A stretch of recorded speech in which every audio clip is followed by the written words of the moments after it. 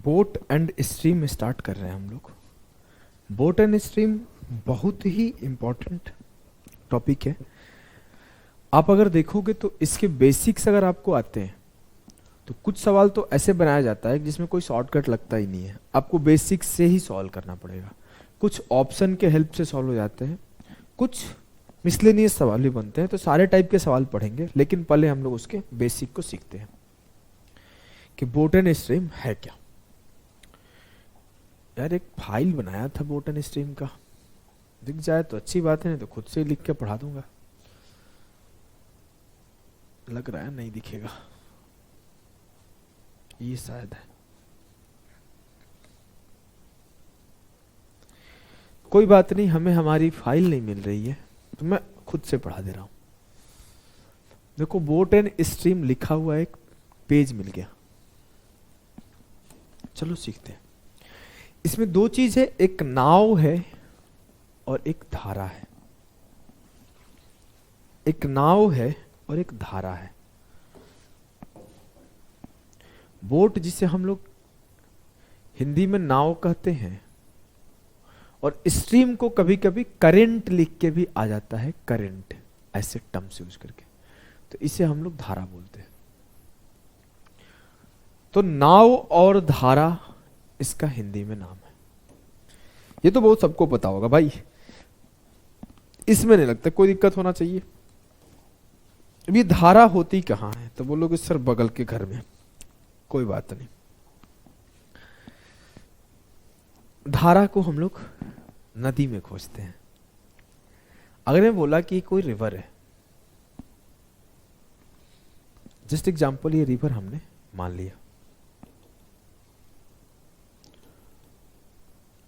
कोई दिक्कत है क्या ये रिवर मानने में? नहीं सर, हमने मान लिया कि ये रिवर है, चाहे कोई और माने ना माने, ठीक है।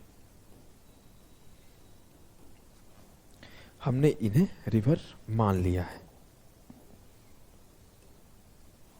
हमने इन्हें रिवर मान लिया है, ठीक है जी सर, एकदम ठीक है, कोई कंफ्यूजन नहीं है। अब देखो, हो सकता है नदी है तो इसके तीन केस हो सकते हैं। क्या क्या हो सकते हैं? हो सकता है पानी रुका हुआ हो उस नदी में, हो सकता है पानी ऐसे जा रहा हो, और हो सकता है पानी ऐसे आ रहा हो। यही केस होगा ना। कोई भी रिवर है तो या तो पानी स्टील वाटर बोलते हैं जब वो शांत जल बोलते हैं, जब वो रुका हुआ है। तो पानी जब रुका हुआ है तो उसे हम लोग बोलेंगे स्टिल वाटर। एक फ्रेज भी है, स्टिल वाटर रन्स डीप, शांत जल गहरा होता है। तो हम लोगों को भी शांत होना चाहिए, कम बोलना चाहिए, जिससे आदमी थोड़ा डीप होता है।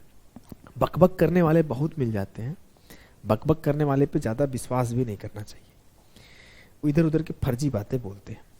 शांति से कम बोले, सही बोले, उन पे थोड़ा सुना करो, जीवन की सीख है। ज्यादा अकबक करने वाले कि मैं तुम्हारे लिए ये ला दूंगा, वो ला दूंगा, मैं तुम्हारे लिए जान दे सकता हूँ, तुमसे इतना प्यार करता हूँ। चाहे घर में भी आसपास आस पड़ोस में लोग ऐसे मिल जाते हैं जो बहुत बड़ी बड़ी बातें करते हैं, उनसे दूर रहो। ऐसा मैं हूं, इस वजह से बताया कि मेरा स्टेटमेंट हमेशा रहता है, efforts are better than promises. कि मैं बोलूं कम और ज्यादा देने का कोशिश करता हूं। तो मुझे पर्सनली ऐसा पसंद है। जरूरी नहीं कि सभी लोग को यही पसंद है, हो सकता है कि कुछ लोगों के लिए मैं लगूं कि कैसा आदमी है, तो ठीक है, अपना अपना पसंद होता है, अपने अकॉर्डिंग जीना चाहिए। तो एक शब्द है स्टील वाटर। आजकल ज्ञान ज्यादा देने लगा हूं क्या? स्टील वाटर, इसको हम लोग बोलेंगे शांत जल।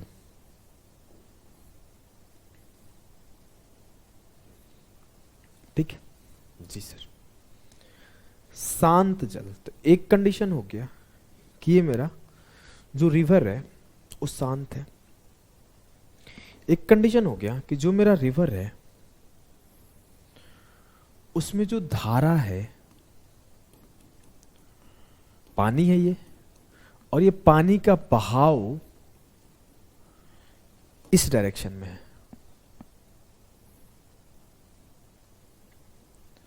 जो करंट का डायरेक्शन है इस डायरेक्शन में, और एक कंडीशन होगा कि जो मेरा रिवर है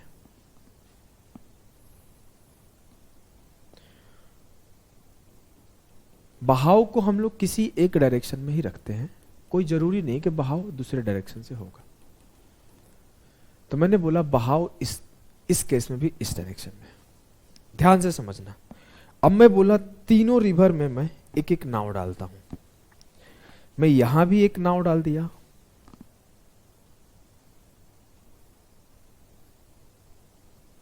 एक नाव बना ही देता हूं आज अपने जीवन में।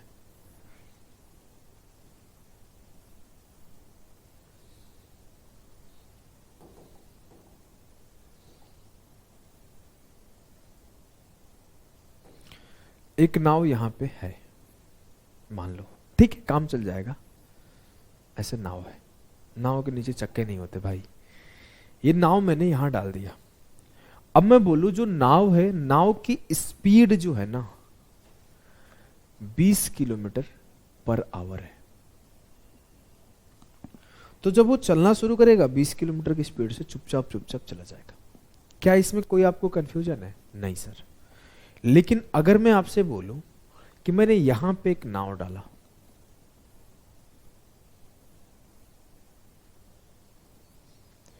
अब ये नाव अगर मैं बोलूं कि यहां पे भी नाव 20 किलोमीटर पर आवर की स्पीड में है, तो क्या नाव 20 की स्पीड में जाएगी? नहीं। अगर आप ध्यान से देखे होंगे तो कोई तालाब होता है, कोई नदी होती है, हम लोग कुछ नाव या फिर कोई पत्ता या फिर कोई हल्की सी चीज डालते हैं तो वो बह के निकल जाता है, आगे बढ़ जाता है। ऐसा क्यों होता है? क्योंकि उसकी जो धारा है, उसकी जो करंट है, वो भी चल रही होती है। तो एक करंट का भी स्पीड होता है, और मैंने बोला कि करंट इस बार इस डायरेक्शन में जा रहा है, करंट इस डायरेक्शन में जा रहा है, नाव भी इसी डायरेक्शन में जा रहा है। तो क्या होगा? जो धारा पे चल रही होगी नाव, उसको पुश कर करके वो आगे बढ़ाएगा, तेज कर देगा। तो एक चीज हम लोग सीखे कि जब सेम डायरेक्शन में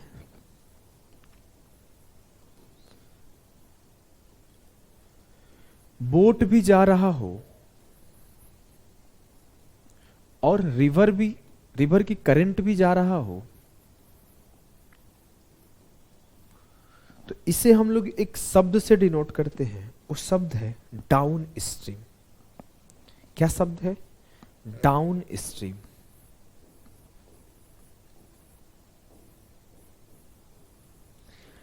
हिंदी में बोलते हैं धारा के अनुकूल जाना, धारा के अनुकूल।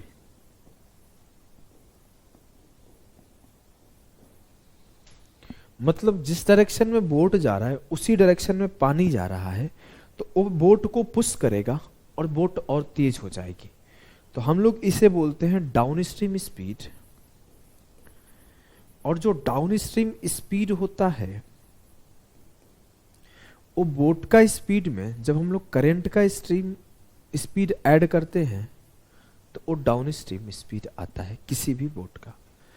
अगर मैं ऐसे बोलूं कि 20 की स्पीड से बोट जा रहा था और 2 की स्पीड से धारा चल रहा था, तो जो मेरा डाउन स्ट्रीम स्पीड होगा वो बोट प्लस करंट का स्पीड होगा, नाव प्लस धारा। अब जरूरी तो नहीं कि बोट जिस तरफ धारा चले उसी तरफ बोट चले। हो सकता है बोट उधर से आ रहा हो और धारा इधर से जा रहा हो। बहुत सिंपल सी बात है। हो सकता है बोट उधर से आ रहा हो और धारा इधर से जा रहा हो। तो मैंने बोट को यहां इस पर बना दिया कि बोट इस डायरेक्शन में जा रहा था और धारा इस डायरेक्शन में आ रही थी। तो होगा क्या? बोट 20 किलोमीटर पर आवर की स्पीड में जा रहा था और उधर से मान लो धारा आ रहा था, तो वो धारा रोकेगा बोट को।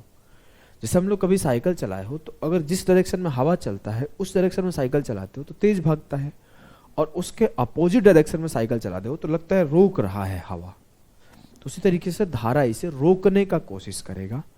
तो ऐसे केस में एक शब्द होता है जिसे हम लोग बोलते हैं up stream speed. Up stream इसको हिंदी में बोलते हैं धारा के प्रतिकूल। धारा के प्रतिकूल।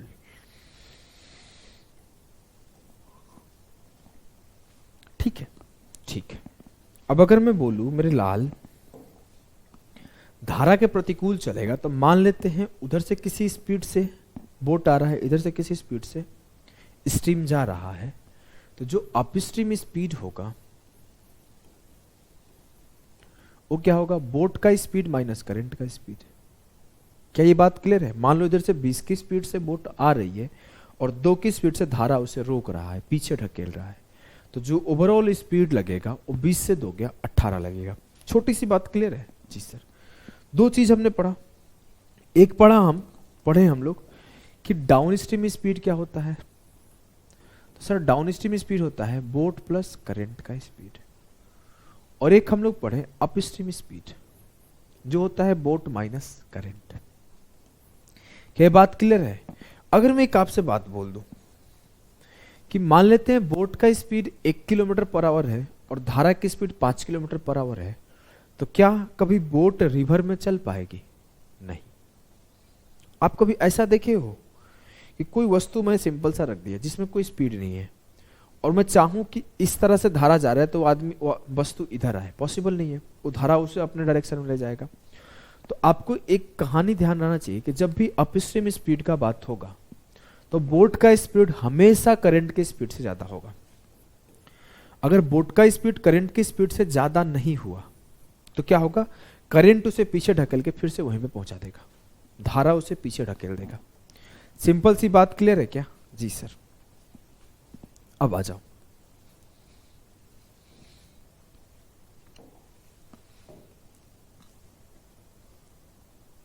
अगर मैं बोलूं कि मेरा downstream speed boat plus current है, upstream speed boat minus current है, मैं दोनों को जोड़ दिया तो downstream plus upstream बराबर सी से सी खत्म 2b। तो कल को अगर मुझे बोट का स्पीड निकालना हो, जब मुझे डाउन स्ट्रीम स्पीड पता हो और अप स्ट्रीम पता हो, तो क्या करूंगा? Down stream plus up stream upon 2।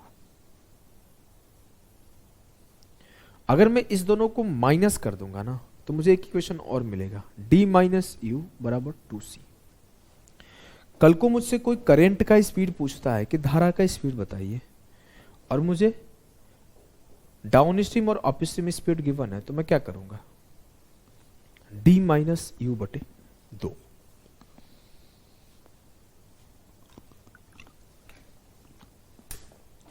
आगे समझते हैं छोटी सी बात। देखो ये सब बहुत सिंपल सी बात होती है, सबको पता होता है।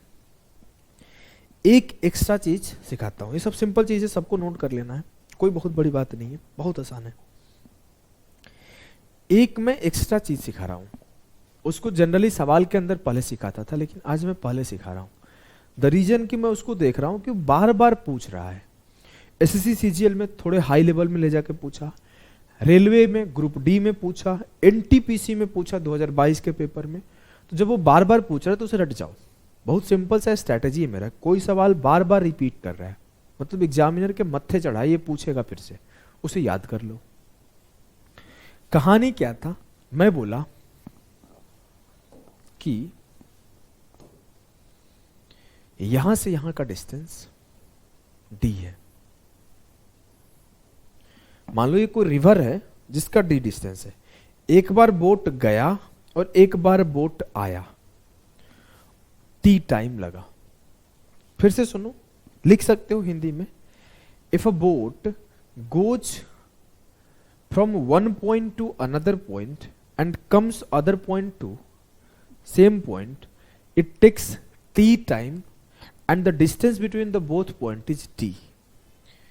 तो आपको बताना है कि d क्या होगा, बोट और करंट के स्पीड का टर्म। मान लो b c दे सकता है, लेकिन मैं देखा एग्जाम में क्या दे रहा है, हमेशा आपको बोट का स्पीड को वो x दे देता है, करंट के स्पीड को y दे देता है। अगर ये बात बोल दिया कि बोट का स्पीड x है, करंट का स्पीड y है, d डिस्टेंस आने और जाने में t टाइम लगा है, तो कैसे करोगे? एक तरीका है, उसको हम लोग सवालों में डिस्कस करेंगे, ये डायरेक्ट पूछ रहा है तो इसे डायरेक्ट सॉल्व करते हैं। जब इधर से गया होगा बोट, तो मान लेते हैं इसी डायरेक्शन में मेरा रिवर बह रहा है, तो मेरा डाउन स्ट्रीम स्पीड क्या होगा?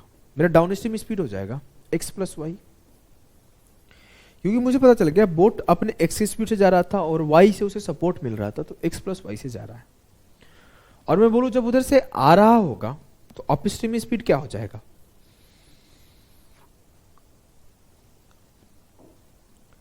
मतलब इसी स्पीड से गया है और इसी स्पीड से आया है, एक बार d डिस्टेंस चला है x प्लस वाई के स्पीड से, और एक बार d डिस्टेंस चला है x माइनस वाई की स्पीड से।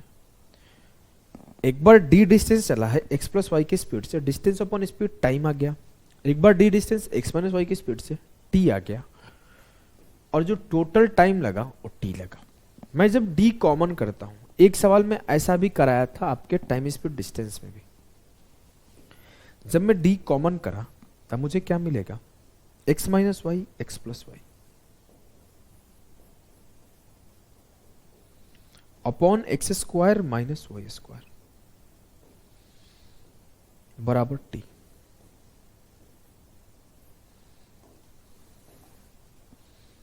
अगर मैं इसे आगे सॉल्व करूं तो x प्लस एक 2x, तो d into 2x upon X square minus Y square बराबर t। अगर मैं आपसे बोलूं कि मुझे d निकालना है तो d क्या होगा? t into X square minus Y square upon 2x। तो जो आपका डिस्टेंस अपॉन टाइम आ रहा है वो क्या आ रहा है? X square minus Y square upon 2x। मैं देखा एनटीपीसी में ना ये सीधा सवाल पूछ दिया था, एक नहीं दो बार। एसएससी सीजीएल 2020 प्री में इस पॉइंट पर, सिर्फ इस पर एक इतना डिफिकल्ट सवाल आया था कि जो कि पहले पास्ट में आई थिंक कैट में वो सवाल आया था, और सीडीएस में भी वो सवाल आया था। उस सेम सवाल, उसमें एक कंडीशन और दे दिया था कि अगर स्पीड को दोगुना कर दिया जाए, मैं उसे कराऊंगा बाद में। तो इस बात को नोट कर लेना, मैं इसका यूज क्वेश्चंस में कराऊंगा। यही इतना ही बेसिक होता है, कुछ खास बेसिक नहीं होता है। एक बार अगर रिवीजन कराना चाहूं तो मैं रिवीजन करा देता हूं। अगर स्टील वाटर बोल दिया तो जो बोट का स्पीड है वही सब कुछ है, मतलब शांत जल हो गया। तो अगर धारा के साथ साथ जा रहा है, मतलब बोट का स्पीड प्लस करंट का स्पीड, उसे हम लोग डाउन स्ट्रीम स्पीड बोलते हैं। अगर वो धारा के विरुद्ध जा रहा है तो बोट का स्पीड माइनस करंट का स्पीड, उसे हम लोग अपस्ट्रीम स्पीड बोलते हैं। और अगर मुझे डाउन स्ट्रीम स्पीड पता हो, अपस्ट्रीम स्पीड पता हो, तो मैं सिंपली बोट का स्ट्रीम बोलूंगा down stream plus upstream upon 2, और करंट का स्ट्रीम बोलूंगा down stream minus upstream upon 2। और अगर मुझे एक ऐसा कंडीशन दे दे तो मैं ये फॉर्मूला भी याद रखूंगा। ठीक है, ठीक है। आपका बेसिक क्लियर हो गया? जी सर, ये सब मैंने पीपीटी बनाया था लिख लिख के अपने कंप्यूटर से, वो खो गया कहीं। तो मिलते हैं बेसिक क्वेश्चन में, इसके क्वेश्चंस करेंगे थोड़ी देर बाद। तभी के लिए बाय बाय।